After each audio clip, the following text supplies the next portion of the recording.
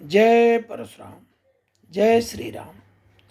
आज मैं संस्कृत में कुछ श्लोकों के अर्थ या कुछ श्लोक इसलिए कह रहा हूँ कि हमारे सनातन धर्म में पहले से परिकलन करने के लिए, समाज का परिकलन कैसे किया जाए या समाज में कैसे रहा जाए, इसके लिए भी हमारे ऋषि मुनियों ने, हमारे जो संस्कृत के वेत्ताओं ने कुछ श्लोक कहे।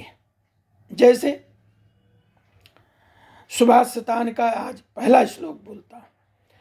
काकः कृष्ण पिक कृष्ण को भेद पिक काकयो वसंत समये प्राप्ते काक काक पिक पिक।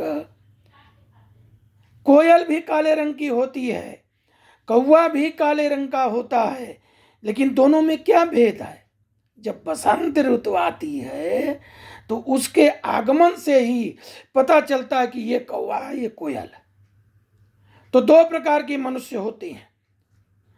एक होते हैं क्षणे रुष्टा क्षणे तुष्टा, रुष्टा तुष्टा क्षणे क्षणे, जो अपने को तुरंत बदल देते हैं। स्वार्थ परता हटी, तुरंत जो है बदल गए। तो उनको कैसे पहचाना जाएगा? दो हाथ पर उनके पास भी है, उनके पास है, लेकिन बसंत समय प्राप्त काक काक पिका पिका। जब बुरा समय आता है या कोई खराब समय आता है तो ये खराब लोग खराब हो जाते हैं और अच्छे लोग उस टाइम भी अच्छे रहते हैं। दूसरा श्लोक,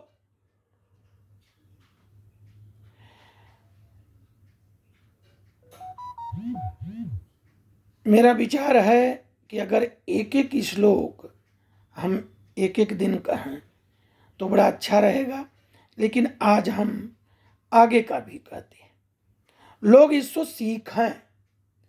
दूसरा है नमन्ति फलिनो वृक्षा नमन्ति गुणिनो जना शुष्क वृक्षाश्च मूर्खश्च न नमन्ति कदाचन।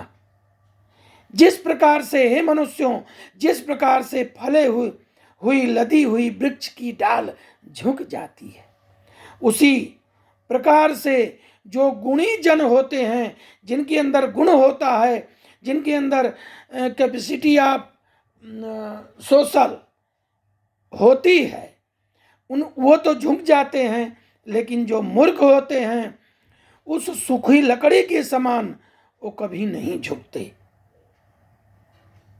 फिर तीसरा श्लोक है, हंसो शुक्ल बको शुक्ल को भेदो बंक बक हंसयो नीर क्षीर विवेके तु हंसो हंस बको बक।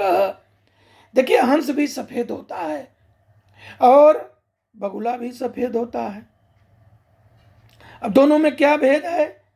जो नीर और क्षीर को अलग कर दे, ये करने का जिसके अंदर विवेक होता है, जो समाज में नीर क्षीर अलग कर दे, वही हंस होता है।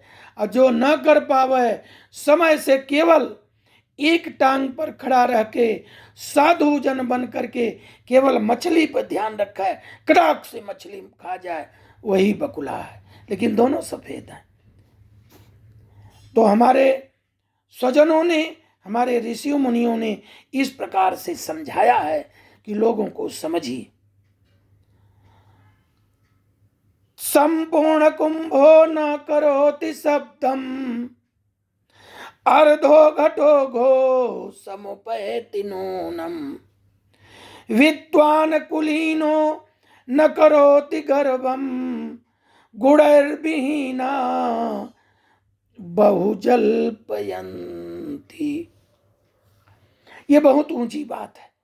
हमारे ऋषि मुनियों ने, हमारे लोगों ने बड़ी, जैसे घड़ा जब खूब भरा रहता है, उसके अंदर ज्ञान का भंडार रहता है, तो आवाज नहीं करता,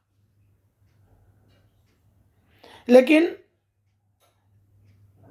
जब वह कम उसमें जल रहता है तो वो बराबर आवाज करता है।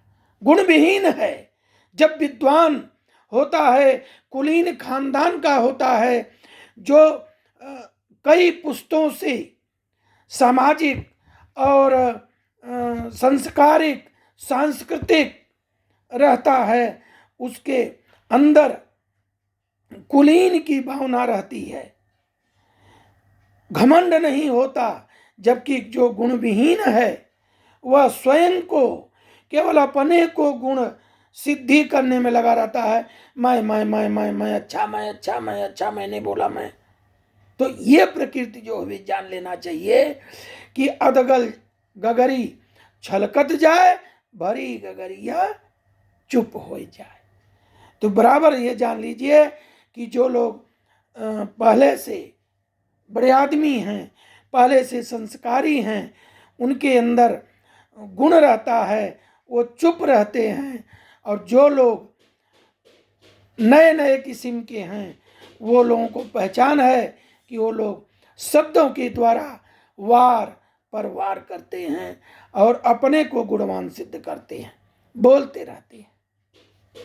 संपूर्ण कुंभो न करोति शब्दम अर्धो घटो घोषमुपैति नूनम विद्वान कुलीनो न करोति गर्भम गुणन विहीना बहु जल्पयन्ति। फिर मैं आप लोगों को एक और बताता हूं कि मूर्खों के क्या लक्षण है। हमारे कालिदास ने लिखा है कि मूर्खस्य पंच चिन्हानि गर्वो दुरुच्च वचनम तथा क्रोधस्य दृढ़वादस्य परिवाक्येष्वननादरः। मूर्खों के 5 लक्षण होते हैं। आप मूर्ख और बुद्धिमान कैसे समझेंगे समाज में? ये हमारे ऋषि मुनियों ने संस्कृत में श्लोक के द्वारा, सुभाषितान के द्वारा, ये तो सुभाषितान तो कक्षा 8 में ही पढ़ाया जाता है, लेकिन 8 तक कोई पढ़े तो क्या 5 लक्षण हैं कि मूर्खस्य पंच चिन्हानि गर्वो। पहला, गर्व, अहंकारी व्यक्ति होता है। दुर्वचन, कटुवात बोलता है, हरदम कटुवाच्य बोलते हैं। क्रोधी, क्रोधश्च, दृढ़वादश्च, जो हम बोल दिए वही सही है। कुतर्क, जिसे कुतर्क कहते हैं। परिवाक्येषु अनादरः, दूसरे की वाक्य का, कथन का अनादर करना, उसके अंदर नहीं जाना कि वह व्यक्ति क्या बोलता है, इसकी पहचान न करते हुए बड़बड़ बोलना, तो बर्बादी हो गए। ये 5 लक्षण जो हैं मूर्ख के हैं, ये बताना नहीं चाहिए, उसको मान लेना चाहिए कि सामने वाला मूर्ख व्यक्ति है। फिर से क्या क्या चीज कि गर्व, दुर्वचन, कटुवाणी बोलना, क्रोध, कुतर्क और दूसरों के कथन का आदर नहीं करना, ये जो है 5 लक्षण है मूर्खों के। तो आज हम आप लोगों को सुभाषितान का कक्षा 8 का पढ़ा हुआ आप लोगों को यह अपने वाक्यों में बोले हैं।